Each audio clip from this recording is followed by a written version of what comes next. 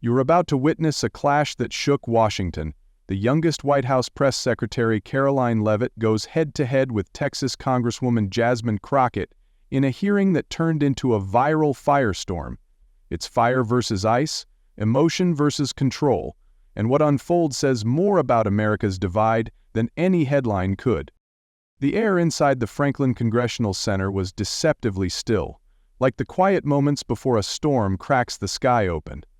Every seat in the hearing room was filled.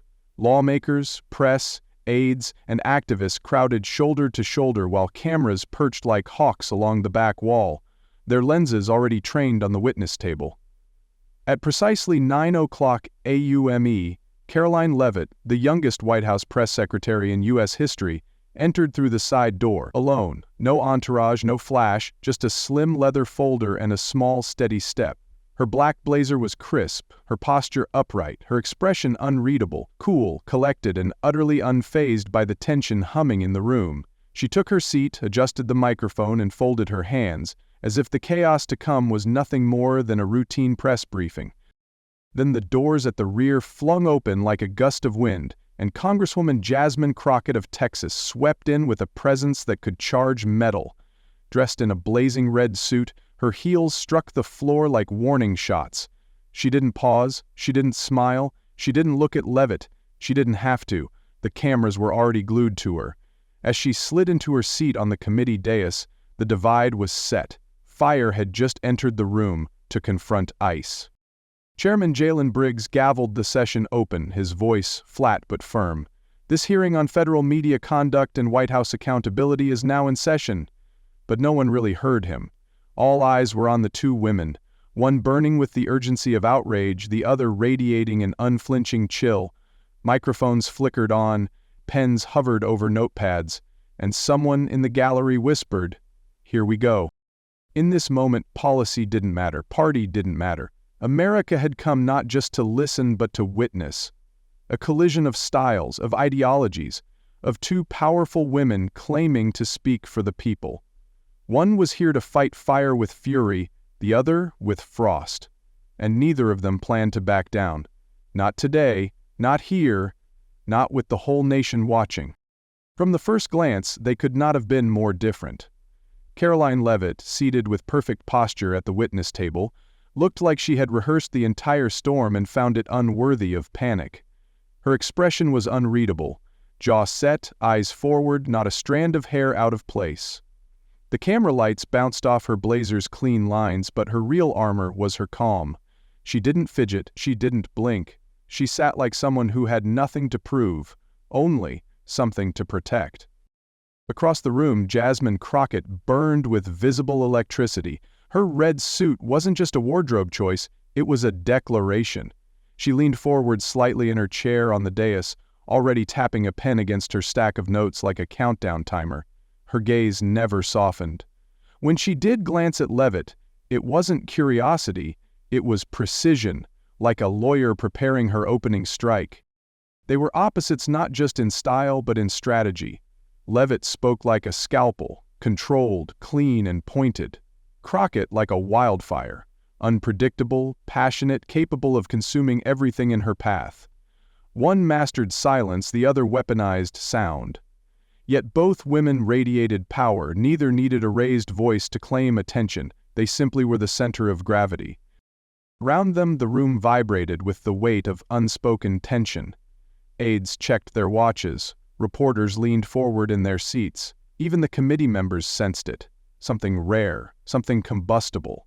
No one had spoken a single word into the record, but already the battle lines were drawn, not between political parties, but between temperaments, between truths, between worldviews. The room hadn't heard a question yet, but the narrative had already begun. Two women, one hearing, and a storm on the horizon. The first words out of Karoline Leavitt's mouth were not apologetic, they were surgical. "Thank you, Mr. Chairman, and members of this committee," she began, voice even and deliberate. "I'm not here to deflect, distract, or dismantle anyone's concern. I'm here to defend one principle. The American people have the right to speak, freely, openly, even imperfectly. That includes what they say on social media, Whether or not this committee or anyone in this room agrees, her tone never lifted, but her words landed like hammer strikes in velvet gloves. The White House does not moderate X. We do not rewrite the public's posts. We trust Americans to think for themselves, and that may look like chaos to some. To us, it looks like democracy. The silence after her opening statement was brief, but pointed. A few members on the Republican side nodded. Others shifted in their seats. But it was Congresswoman Jasmine Crockett who made the first audible move, pulling her microphone close with the sharp screech of metal on metal.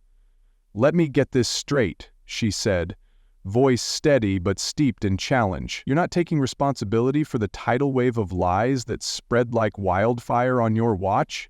You're just calling it freedom and letting it roll?" Leavitt didn't flinch. "Congresswoman," she replied coolly, "I'm saying the White House doesn't police thought. We don't decide what's acceptable for people to believe. That's not our job, and it never should be." Crockett leaned forward, her eyes blazing. "Then whose job is it when those beliefs destroy communities, when lies about elections and immigrants tear families apart? That's not free speech. That's state-sanctioned neglect." Leavitt paused, then delivered her reply with measured finality. "If you believe Americans can't tell truth from fiction, your argument isn't with us, it's with the people who elected you." The room buzzed, a few gasps, some stifled murmurs. Phones lit up beneath tables, reporters scribbled furiously. The air was no longer just tense, it was charged. It was clear. This wasn't going to be a procedural exchange. It wasn't even a hearing anymore. It was war. Between two women who saw the country through entirely different lenses, and neither one was planning to blink first. Not in this room. Not under these lights. Congresswoman Jasmine Crockett didn't miss a beat. "So let's talk about your narrative, Ms. Leavitt," she said, her tone sharpening like a chisel against marble. She tapped her stack of printed screenshots, each one a viral post from claims of election fraud, fear-mongering about immigration, doctored headlines, all under hashtags like "Stop the Steal" and "American First." This right here is what you call democracy?" she asked, holding one aloft like evidence in a trial. "These aren't just opinions, they're lies. They fuel violence. And you sit there smiling, calling it the voice of the people." Karoline Leavitt leaned forward slightly, but her posture remained poised, her voice as cool as ever. "Congresswoman Crockett, I don't write those posts. Neither does the White House. The users on that platform, your constituents, my constituents, they write them. You may not like what they say, but that doesn't make it our job to silence them." Crockett's jaw clenched. "So you're hiding behind the First Amendment to excuse chaos? You're okay with people being misled as long as it's not technically your fault?" Leavitt blinked once, slowly. "What I'm not okay with is government officials deciding which voices get heard and which don't. That's not truth, Congresswoman. That's control." The words landed like a slap across the table. Crockett inhaled sharply, her voice rising with passion. "Control? What you call control is what I call responsibility. You stand at the White House podium. You have a platform millions listen to. You don't get to shrug when your silence gives oxygen to hate." The corners of Leavitt's lips curled, barely a flicker of something between disbelief and resolve. "And you don't get to weaponize emotion to justify censorship," she said coolly. "The people speak, Congresswoman. You don't have to like it, you just have to listen." The room simmered. Phones buzzed beneath desks. Journalists scribbled furiously. A Republican lawmaker muttered, "She's holding the line." A Democratic aide whispered, "This is going off the rails." But everyone knew this wasn't just another hearing. It wasn't even just politics. This was a culture war playing out in real time, a battle over who gets to define truth in the digital age. And neither woman was backing down. The temperature in the hearing room rose with every second Congresswoman Jasmine Crockett remained seated, until she couldn't anymore. She stood abruptly, chair scraping back with a screech, her red suit blazing like a warning flare beneath the overhead lights. The stack of papers in front of her trembled as she slammed her hand down on the desk, voice cutting through the room like a siren. "Do you know what those freedom-fill posts cause, Ms. Leavitt? I've watched families in my district shattered by conspiracy theories, children terrified, churches targeted, immigrant communities bullied into silence. And you want to sit here and talk about free speech like it's some neutral concept?" Karoline Leavitt didn't flinch, but her gaze narrowed, aware that Crockett wasn't just grandstanding, she was bleeding. This wasn't political strategy, it was personal. Crockett pointed across the aisle, her voice rising. "You weren't there in Dallas in Oak Cliff when an elderly woman came to my office crying because her husband believed online lies so deeply he stopped recognizing his neighbors as human. You weren't there when a kid was beat up in a high school hallway because someone read a post that said his family was part of some invasion. This isn't theoretical, it's damage, real, measurable. And you," she jabbed her finger toward Leavitt, "you let it fester." The room held its breath. Even Chairman Briggs stopped mid-note. Leavitt responded only with stillness, and that infuriated Crockett more. "Your silence is complicity. Your calm is cowardice. Don't sit there in your black blazer pretending to be above it, because I've seen the fallout you're defending." The moment was raw, unvarnished. Crockett stood not as a congresswoman, but as a witness to pain. And the hearing, for a moment, stopped being about politics. It became about who is willing to carry the burden of truth, and who seemed content to shrug it off. When the echo of Jasmine Crockett's final outburst faded, all eyes turned back to Karoline Leavitt, expecting perhaps some sign of retreat, of cracked composure. But Leavitt didn't reach for her water. She didn't shift in her seat. She simply adjusted the microphone with calm precision and leaned in ever so slightly. "Congresswoman," she said, her voice low but resonant, "what you've described is heartbreaking, and I don't doubt its reality. But it's not the result of freedom, it's the cost of manipulation by bad actors, not the average American using their voice." She paused, letting that distinction land. "We don't criminalize kitchen knives because some are used in violence. We don't ban books because someone misreads them. And we don't silence citizens because their views are imperfect or offensive to power. That's not justice, that's fear." Crockett opened her mouth, but Leavitt didn't give her the space. "You speak with conviction, and I respect that, but don't confuse noise with clarity, passion with precision. What you call chaos, we call disagreement, and what you label dangerous, others experience as dissent. You want the White House to fix speech with filters, algorithms, federal oversight? That's not a government's role in a free society." She folded her hands gently. "And I didn't come here to be liked, or to be loud. I came to say what most of this town is afraid to, that messy discourse is the price of a functioning democracy, and if we're going to fight for anything, it should be to keep it messy, because when speech becomes too polished, too controlled, that's when people lose trust. And trust, once lost, is far more dangerous than any post on X." The room shifted. Reporters leaned forward. Aides whispered. Even Chairman Briggs glanced up, almost impressed. Leavitt didn't blink, didn't smile, didn't apologize. Her words weren't meant to incite, but to remind. She wasn't matching Crockett's volume, she was countering it with precision. And in that moment it became clear. While Crockett burned like wildfire, Leavitt had become something else entirely. Ice. And unbreakable. Long before the headlines and hearings, before she was branded the firebrand from Texas, Jasmine Crockett sat in a dim, drafty office on the south side of Dallas, a young attorney with a desk stacked in heartbreak. The walls were lined with legal books, but they offered little comfort. One case stuck with her like a splinter she could never dig out. A mother, late 40s, exhausted and hollow-eyed, had come in clutching a folder filled with screenshots, call logs, and text messages. Her son, once a straight-A student and captain of the debate team, had fallen down an online conspiracy rabbit hole. He believed the local elections had been rigged, that his teachers were part of a shadow network undermining real Americans. The boy had grown paranoid, violent, withdrawn. He slept with a baseball bat and wouldn't eat food he hadn't seen prepared. The mother wept in front of Crockett, her voice shaking. "I lost my son to lies," she whispered, "and no one's stopping it." Crockett had fought like hell, fired off legal challenges, contacted social media platforms, tried to flag disinformation, even threatened defamation lawsuits against local radio hosts who'd stoked the flames. But nothing stuck.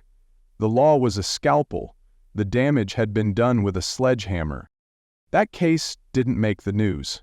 It didn't end with a dramatic verdict or a viral video.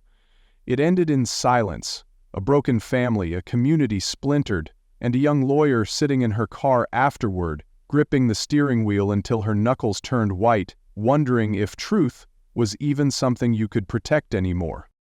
That moment shaped everything. It's why Crockett shouts now, why her voice cracks when she speaks about misinformation, why her hands tremble when people call lies opinions. She's seen what happens when truth has no advocate, when silence gets mistaken for neutrality, and she swore from that day forward she would never again sit still while lies tore people apart. The chamber had been tense before, but now it pulsed with something electric. Jasmine Crockett's hand slammed down again, hard enough to rattle the microphone. "You sit there and dress it up with words like disagreement and dissent," she snapped, her voice rising, raw and cracking with fury. "But the truth is, you're enabling misinformation, you're letting hate fester under the banner of freedom and calling it patriotic. That's not democracy, it's dereliction." Across the room, Karoline Leavitt didn't blink. She didn't flinch.